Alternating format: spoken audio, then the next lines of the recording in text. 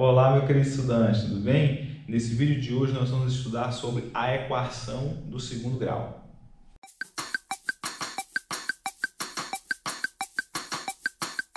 Bom, para definir a equação do segundo grau, eu vou novamente começar falando sobre função quadrática, certo?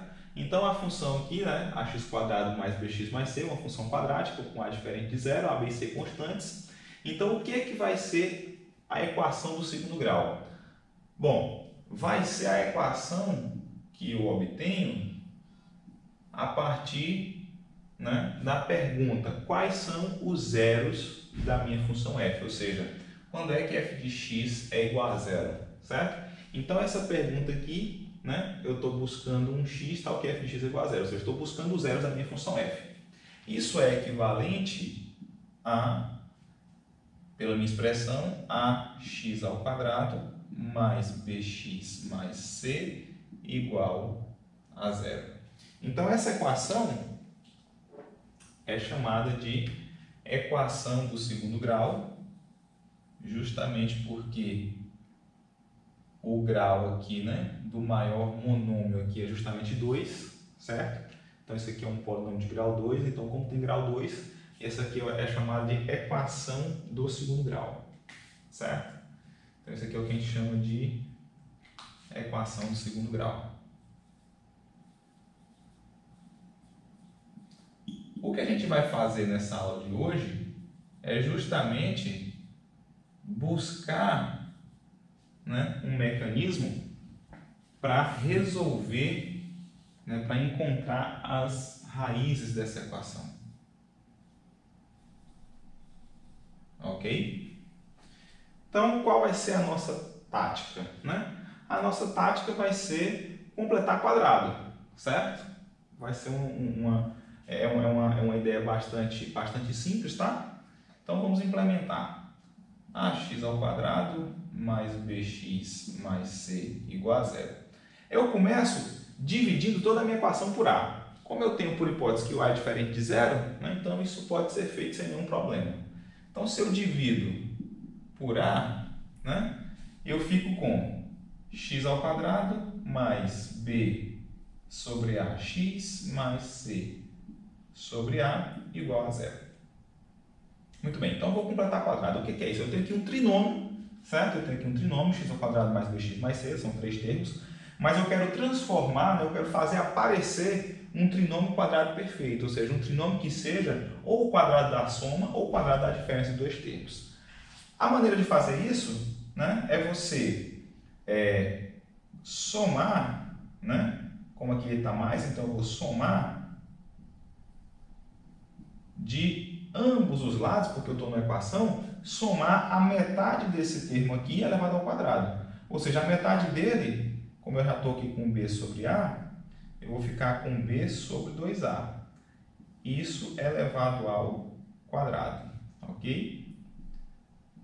c sobre a igual a b sobre 2a ao quadrado, porque tudo que eu somo de um lado eu tenho que somar do outro, A equação é como uma balança de dois pratos, então se eu adiciono aqui, tem que adicionar do outro lado também. Perceba que então a gente tem aqui justamente um trinômio quadrado perfeito, Olha, o quadrado de x, mais duas vezes x vezes b sobre 2a, que é justamente b sobre ax, mais o quadrado de b sobre 2a. Então o que está aqui eu posso escrever como sendo x mais b sobre 2a ao quadrado. Se você desenvolve, você volta para cá, certo? E esse c sobre a eu vou lançar no segundo membro. Então aqui fica b ao quadrado sobre 4a ao quadrado menos c sobre a. Ok? Tiro o MMC daqui, certo? Aqui eu vou continuar com x mais b sobre 2a ao quadrado. Tirando o MMC, olha só, aqui fica 4a ao quadrado, e aqui vai ficar b ao quadrado, repete, e aqui vai ficar menos, 4a ao quadrado dividido por a sobra 4a, então aqui vai ficar menos 4a vezes c. Perceba que aqui apareceu, se você está atento no nosso vídeo anterior, aqui apareceu novamente o discriminante, apareceu novamente o delta, né? Então vamos continuar aqui. Vamos continuar aqui ao lado. Então isso aqui implica, né, que x mais b sobre 2a ao quadrado é igual a delta, né, sobre 4a ao quadrado, certo? Só lembrando, né, onde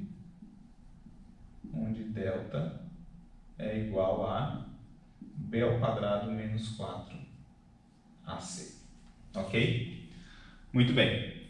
Então, essa minha equação aqui, eu vou fazer uma análise aqui agora qualitativa nela, né? Perceba aqui eu tenho um termo quadrático, então o que tem desse lado aqui é maior ou igual a zero, certo? Então, isso aqui é maior ou igual a zero. O 4a ao quadrado, também aqui, né, um número positivo vezes o número ao quadrado, isso aqui também é maior ou igual a zero. Então, para eu isolar o x, para eu determinar o x, o que eu devo fazer é extrair a raiz quadrada, né, e depois passar esse termo aqui, né, para o segundo membro. Entretanto, para tirar a raiz quadrada, eu tenho que ter a garantia de que esse delta aqui, né, eu tenho que ter a garantia que ele seja maior ou igual a zero. Porque se o delta for negativo, então isso aqui vai ficar negativo. Então a minha pergunta é, qual número, né, ao quadrado dá negativo? Eu não encontro nenhuma resposta, pelo menos não um número real. Então, para continuar aqui, para prosseguir, eu vou ter que assumir, certo? Eu vou ter que assumir que delta é maior ou igual a zero. Então, né, ou melhor, supondo, né? Supondo delta maior ou igual a zero, supondo delta maior ou igual a zero, obtemos. Então, se delta é maior ou igual a zero, eu posso extrair a raiz quadrada. A raiz quadrada de x menos b sobre 2a, né, é justamente o módulo de x mais b sobre 2a, certo? Aqui fica, né, raiz de delta, né, raiz de delta, porque o delta eu estou supondo maior ou igual a zero, então a raiz vai ser, né, aqui eu posso tomar a raiz. E a raiz de 4a ao quadrado, então eu posso tirar a raiz de 4, que é 2, né? A raiz de a ao quadrado é módulo de a, certo? Módulo de a. Qual que é a conclusão? Né? Qual que é a conclusão? Se esse daqui em módulo é igual a esse daqui, a conclusão que a gente chega é que o que está aqui dentro é mais ou menos o que está aqui. Então, x é igual a x mais b sobre 2a é igual a mais ou menos, né, raiz de delta, certo? E aqui eu também posso sair do módulo, né? Quando eu faço aqui todas as possibilidades, eu posso também sair do módulo sobre 2a. Então, a conclusão que a gente chega é que x é, perceba que já está no mesmo denominador, então eu vou poder colocar tudo no denominador só, né? Menos b mais ou menos raiz de delta sobre 2a, certo? Então, a gente chegou aqui na famosa fórmula de Bhaskara. Né? Na realidade, estima-se que essa fórmula aqui, né, fórmula das raízes, né, de uma equação de segundo grau, ela não foi descoberta, né, pelo Bhaskara, né, mas ele foi uma das pessoas que publicou, organizou isso, né, em um livro, e aí, aqui no Brasil, pelo menos, ela ficou famosa como sendo fórmula de Bhaskara, ok? Então, é provavelmente uma das fórmulas mais famosas e mais conhecidas aqui na matemática no Brasil, certo? Qual é a observação que eu faço? Né? Essa fórmula aqui ela foi utilizada sobre hipótese. Qual a hipótese? Do delta ser maior ou igual a zero. Se o delta é igual a zero, né, vamos fazer aqui umas observações. Se o delta for igual a zero, vamos considerar a primeira possibilidade do delta ser negativo. Se o delta fosse negativo,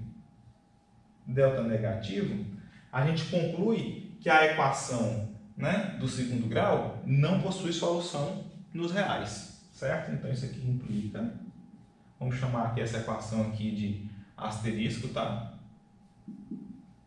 Isso implica que asterisco não possui solução real. Por que eu estou falando solução real?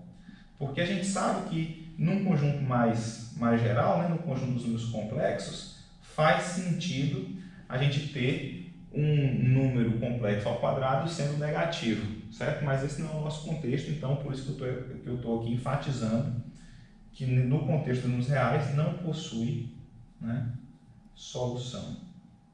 E aqui no caso, real. Se o delta igual a zero, olha só que interessante. Se o delta igual a zero, então aqui a gente em princípio tem duas soluções, né? Uma para mais, outra para menos, mas como aqui vai dar zero, não faz diferença. Então eu fico com uma única solução, que é menos b sobre 2a. A gente diz que é uma única solução, mas em alguns casos vai ser conveniente a gente dizer que são duas soluções iguais, né? Quando eu estiver falando do ponto de vista algébrico, né, eu vou dizer que essa solução é uma solução de multiplicidade 2. Em alguns momentos isso é conveniente, tá? Então a gente vai dizer que nesse caso aqui, asterisco possui solução única, mas eu já faço, né, já deixo esse comentário, né? Algumas vezes você pode dizer que em alguns momentos você pode querer dizer que são duas raízes iguais, certo? Ou uma raiz de multiplicidade 2. Então possui solução única, certo? Ok? E se o delta for positivo, aí sim você vai ter uma com mais, uma com menos, então vão ser dois números distintos, então asterisco possui duas, né, soluções, certo? Ok? Possui duas soluções, né, ou duas raízes, certo? Uma raiz ou uma solução, enfim. Então, justamente por isso que o delta é chamado de discriminante, né?